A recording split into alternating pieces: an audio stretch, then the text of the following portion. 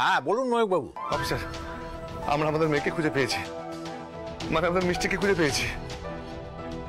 আরে বাবা, তাই নাকি? তো দারুণ খবর। এত বছর পর কোথায় পেলেন ওকে? আসলে যে বাচ্চাটা হারিয়ে গেছে বলে আপনার কাছে গেছিলাম, সেই তিনি আমাদের মেয়ে মিষ্টি, আর সেটা আমাদের কাছে প্রমাণও আছে। কি বলছেন আপনি? অবিশ্বাস্য লাগলো, এটা সত্যি।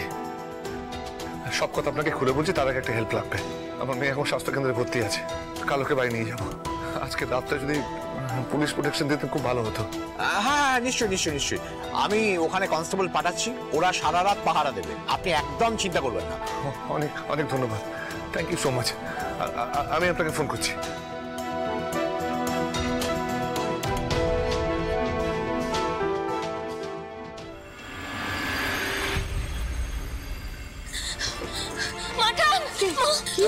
কোথায় মাঠান? কাঁদছিস কেন মা? এখানে ও মা, কাঁদছিস কেন? কোথায় মাঠান? পুতুল কি হয়েছে, কাঁদছিস কেন?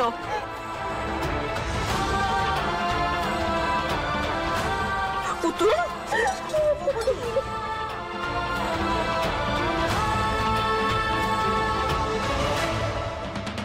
মা বল কি হয়েছে? মিষ্টিকে খুঁজে পেয়েছি মাঠান।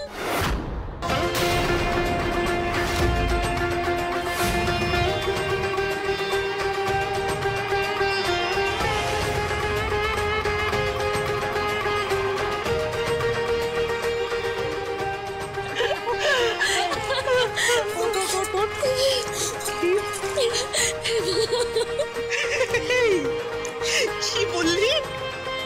আমার নাতনিকে খুঁজে পেয়েছি।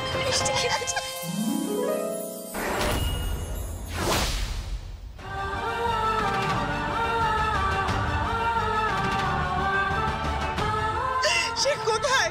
তাকে কোথায় রেখে এসেছিস?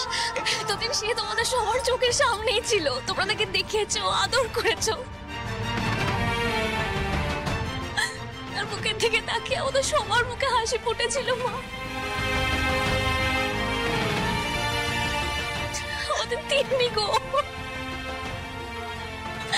তিন্নি আমার মিষ্টি।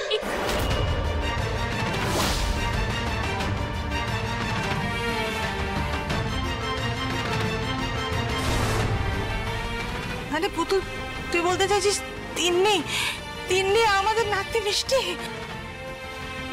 তিন্নি যে মিষ্টি এটা তুই জানলি কি করে? মাঠান, আমার মিষ্টির হাতে যেখানে জড়ুল ছিল, তিন্নির হাতে ঠিক একই জায়গায় একই রকমের জড়ুল। আমি এতদিন খেয়াল করিনি।